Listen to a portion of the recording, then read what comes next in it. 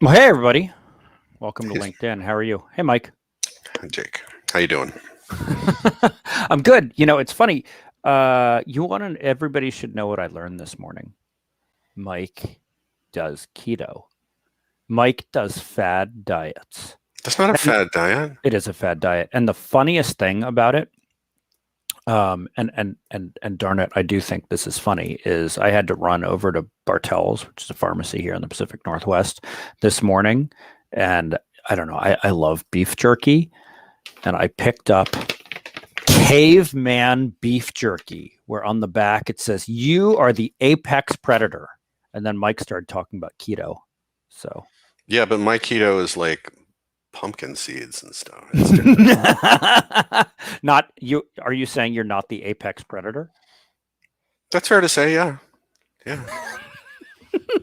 I've always thought of you as the apex Let's look. I'm predator. not on a keto diet. It's like if I sit here in this chair all damn day, and I got to munch on something, it's not going to be sticks of butter. Oh, that's funny. Hey, I heard you're vaxxed. You got your second shot. We talked about your first one. Yeah. How's your second one? Um. So a little bit of an interesting story. So I heard, and I may have told you this, that if you want to avoid the sore arm after you get Mhm. the injection, you move your arm around, right? And it makes sure that the vaccine isn't all concentrated in one place, and then the soreness wouldn't be bad, right? Mhm. So my hypothesis was that after I got the shot, if I went out and did a full day of exercise, it would move it all around my body and the side effects would be minimized, right? So that's what I did. I got a shot and then I did an entire day of yard work. And how did that go for you? Oh, my yard looks awesome. Um, Although in the Pacific Northwest, during the spring, that lasts about 12 hours before everything grows out of control again, right? But the, Hmm. but the side effects were limited to about, I'd say, a day and a half of brain fuzz. I mean, really, watching plants grow was the most complex thing I could get myself to do on Monday. But Tuesday, everything's back to normal. Is brain fuzz unusual for you? I don't know how to answer that. I don't know how to answer that. have It, you de- have you have you it told depends your on C- day of the week, time of day. have you told the CDC your method? Submitted my findings to the CD. No, um, no. One data point is not statistically relevant. So, in fact, as you know, it is a corollary of the Nyquist sampling theorem that if your sample size is 1, your anticipated error is 100%. I know you know that, right? So, no, I'm not going to submit my findings to the CDC. How about we talk about security? How about we talk about security? Mm-hmm. Go ahead. So, one thing to know for folks is we do have a webinar that we have coming up on how to budget for security, Oh, yeah. specifically in the public sector, which is especially important because you gotta get every ounce of security you can squeeze out of that potato. You grow potatoes. Potato. Potatoes. I'll throw the registration link into the chat if people want to go. Anything you want to say about that? I will say that I will be doing this with John Traeger, the CIO of the city of Issaquah, Washington. Oh, such a good dude. Yeah, really good guy. And he's not only a good guy, he's a former elected official. So he's been on both sides of the budget discussion. His insights are fantastic. So I'll talk about the mechanics of doing an assessment and then prioritizing corrective actions into, call it a 2-year roadmap, assigning resources to the corrective actions and estimating costs for those. And the result is a biennial budget request for information security. And it's the reason for 2-year roadmap biennial request is that's how a lot, if not most, local governments do their budgeting is 2 years at a time. So, budgeting for everything, including coordination and governance over all the things that need to be done. So hopefully, this will help those in local government get their arms around what to ask for, why, and how to get the requests over the line. So for cities and counties that just got rescue funds dropped on them, this is a way to justify a request to get your cyber house in order. Cool. And I put that registration link in the chat, and we'll Mhm. also ask John if he is an apex predator, since that's how we I think started. John is. I think John is. If you go from elected life to, well, yeah.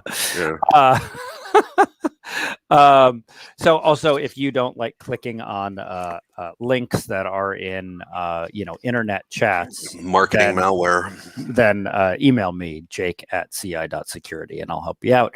All right. Events of the week. One of the biggest things is Scripps Health. Yeah. Hospitals in San Diego and Arizona, they're having problems. What do you know? What do I know, or what can I talk about? The part I can talk about is the part that's in the media. So they've been disrupted. I think this is day 5 now. Clinics and urgent care continue to operate, but their patient portal is down, and there's no access to records. And people are saying, I watch news stories from San Diego, and they're interviewing people that say they're unable to determine if insurance will cover the procedures that people need. So no one has said this, but what that suggests, it's highly indicative of, is that their EHR system was taken out. So Scripps is still saying that they don't know the extent of the attack and they don't know if records were taken. But if your EHR system has been compromised, the assumption has to be that records were taken, and likely all of them. For those not in the health sector, EHR? Oh, electronic health records. There are 2 systems commonly in use by hospitals and other covered entities. Epic and Cerner are the 2 that are most prevalent. Scripps is probably an Epic customer because they have most market share. If Epic has been popped, records are out the door. My guess is that there's some negotiating going on right now between the perps and Scripps Insurance Company. More information is probably going to come out next week, but for the time being, I read this morning that other regional hospitals have become busier as a result. So presumably patients are being redirected. So at least there's no impact to actual, health. Well, they did. I mean, they did say patients were being redirected. One of the, if you remember, there was that case in Germany where, there was a death because of ransomware. And it was because the hospital had to, it's not called redirecting. What's it called when they have to send patients to another place? Anyway, diverting. They had to divert a woman and she died on the way. We've not heard of that happening with Scripps. I've been to San Diego. There are a lot of hospitals. Yeah. But the health sector is really, borne the brunt of the ransomware and the cybering. I mean, or maybe it's just the most public. And later we're going to talk about mandatory reporting because you certainly hear about the healthcare ones all the time. But I was also surprised to read this morning in the blast how hard the manufacturing sector has been hit. Right. Yes. The study that came from the UK said that 60-something% of manufacturers had experienced losses from getting cybered.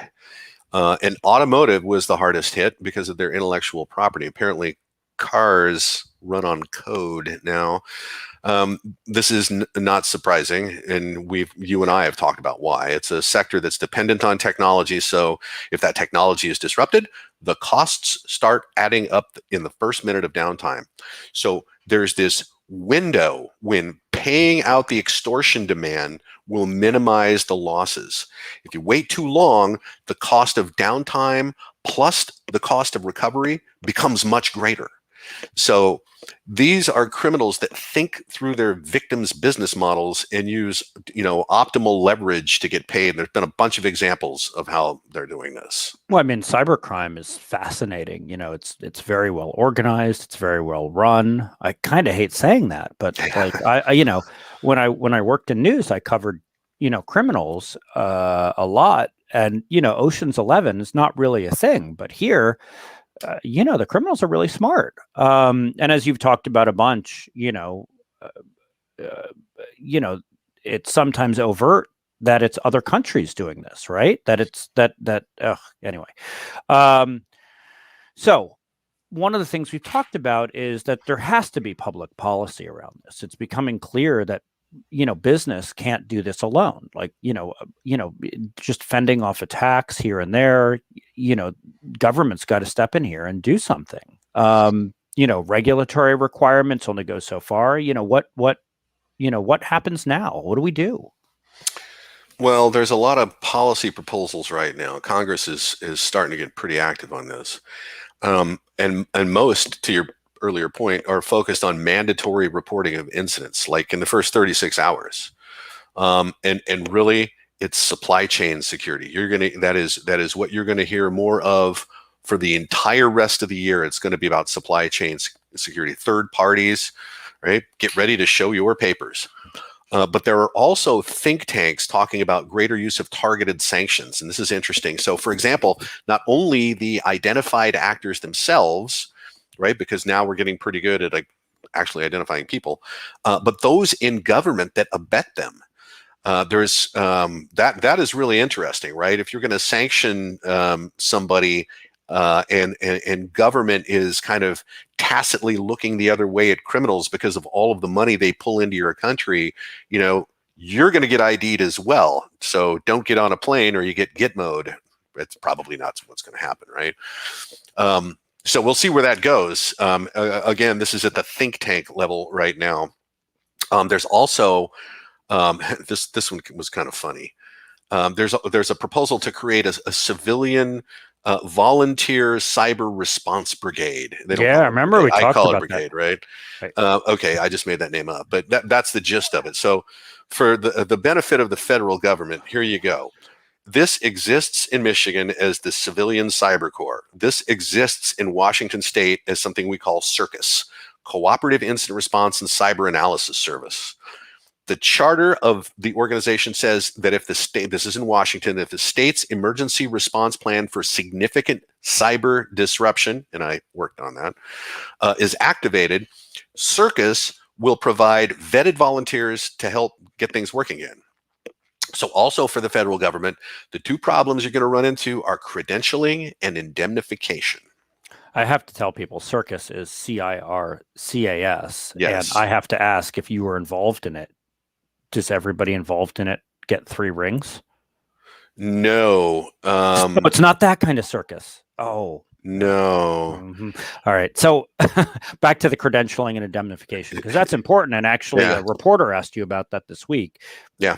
Dig into that a little bit. So credentialing, how someone can prove that they are capable and trusted to participate in emergency response, right? And this comes from a little bit of background I have in emergency response. If you show up to help remove debris after an earthquake, how can you prove that you can actually drive that front loader, right? How are you credentialed, right? So when we're talking about, for example, showing up to, put a dam back into operation, right? How are you qualified to step in here? So there's that. There isn't some universal cyber card you can show that will let you, volunteer and let people go, okay, well, glad you're here. There's no such thing. The other part of it is indemnification. If we lose control of a water utility and someone from one of the local private sector companies shows up to help, they will likely be followed in by a team of lawyers to make sure no one gets sued for making a mistake. And those are two very sticky problems. So good luck with that proposal, federal government. Yeah, I mean, somebody might accidentally give me a cyber card. That would be really stupid. That would be an accident. Right. But I mean, this is a problem everywhere. I'll never forget the story when I was covering news in D.C. Some guy put on a white coat and walked into Bethesda Naval Medical Center and started treating patients. It wasn't a doctor. So, I mean, yeah, I mean, would it be? I mean, so if that's true, wouldn't it be better to just have the National Guard be the responders? In my opinion, yes. But there are, what we found as we worked through all this, there's authority problems there as well. I think it's Title 10 versus Title 50. Are you working for the feds? You're working for the state. And that's another problem to solve. And I'm not going to get into what those two things mean, but I think the Guard is a better solution. They're real good at this. They are real good at this. And they practice this all the time. They do offensive security. They do incident response. And frankly, in the 21st century, I think that's what our National Guard needs to be in part. Yeah, I mean, that makes a lot of sense. And I guess in some ways it helps with the, Bethesda Naval Medical problem of somebody in a white, jacket showing up. But it says cyber on the pocket. It says cyber on the pocket. That's right. Hey, before I forget, it is World Password Day. I bet you It didn't know is. that. It is the first Thursday in May, which makes it World Password Day. While Mike and I talk, I want everybody to put your LinkedIn password in the chat. That would be really helpful to us. All right, Mike, we're coming up on our 15 minutes. Any new threats, vulnerabilities, anything people need to be aware of? Apple. So Apple patches when they need to, and not on a monthly schedule like Microsoft does. And even though everyone did the updates last week, you have to do it again. There are 2 vulnerabilities right now in iOS that will facilitate remote code execution just by getting someone to visit a malicious website. And since the code for Apple's Safari browser is the same for all platforms, they all have to be updated. My phone is hassling me right now, as a matter of fact. I like to think of your phone hassling you. Go patch it, Mike. Go patch it. I will. I have to figure out how to make enough room on it first. That's OPSEC. I'm giving too much away. Oh, Mike, do you need it? Did you make the mistake of buying an iPhone with too little memory? Like, really, Mike? Really? All right. Anything else people need to be ready for? 3 new malware strains are being pushed out by a gang that is denoted as UNC2529, which means that Mandiant identified them first because the names they give to these gangs are not as dippy. This is sophisticated fileless malware that uses a great deal of obfuscation and evasion techniques. So if your ticket is punched, this is going to be hard stuff to find and root out. There's another one, also Mandiant UNC2447 is going after unpatched Sonic Wall VPN devices right now. And apparently they're already in possession of more than 100 devices' credentials. So, they can just kind of step right in. So yikes. Yeah. Yeah, that's an official yikes. I'm dispirited here. The chat people are not following my directions. They're not putting their passwords in. How are we going to? Thanks. How are we going to access? How are we going to reshare this on their LinkedIn profiles without them knowing if they don't give us their passwords? This is a very important thing, Mike. All right, kicker. Kicker is the dark side. Are you saying that because it was May the 4th this week? Yeah. Okay. So kicker, the kicker story at the end of a newscast that makes people smile. Mike is like 1 for 100 on making people smile. Mike, what do you got? Okay. This is the best I could do this week. Let's face it, the news is not funny. This isn't about fraud, but it's close. So there's a seller on Etsy, right? You know what Etsy is? People that sell stuff they make, basically. And this person will print a metal wallet-sized vaccination card for you, which sounds handy. Hey, the card they gave me is already in some distress. The thing is, though, there's no verification. You can give any information you want. You can have a fake Vax card created, and it's metal. It's durable. I don't think it can be used for, a vaccine passport to get on a plane, but I don't know that. But there is going to be more of this coming. There's going to be more of this faked, vaccination papers, and it cannot be good for the immunity of the herd. And I know I'm not going to get a great score on this one, but go ahead. Yeah, Mike, like on a scale of 1 to 5, that was like a negative 0.5. I mean, come on. The fact that it's World Password Day is better than that. Anyway, all right. Well, next week you'll have to try harder. All right, I will try harder next week. Actually, you want to know what I think the best story of the week is, and it is a specifically non-cyber story. This is out of Oklahoma, a state you know well. I do. So after the storms, the Texas and Oklahoma, there were a lot of hungry people, homeless people, and this one restaurant decided what they would do is start asking people, hey, will you buy an extra side of fries or hamburger or whatever? Oh. And then they would put the receipt up on a wall. And anyone can walk into this restaurant and grab a receipt off the wall and no questions asked, get whatever's on that receipt. Seriously. It is so cool. That's and brilliant. It is. And then other restaurants have caught on and it's a whole thing there. It's such a great story. Like, and it is specifically not cyber, but damn it, I had to share it. And what city in Oklahoma is that? I don't know. I don't live in Oklahoma. I don't know. You're going to have to use the Google machine. Okay. But I don't know. It's small. It's a small town, but it's such a great idea. That is a great idea. And that's, I mean, that's the way Okies roll. Yeah. Mm-hmm. See, that's a kicker, Mike. Makes everybody feel good. Yeah. That's how you do it, man. Right here from the apex predator. All right. Go keto on, what? Oh God, I'm gonna make fun of you forever that you're on keto. I'm not on keto. Sound like it's an injectable drug or something. Oh God, keto. Goodbye. All right, bye.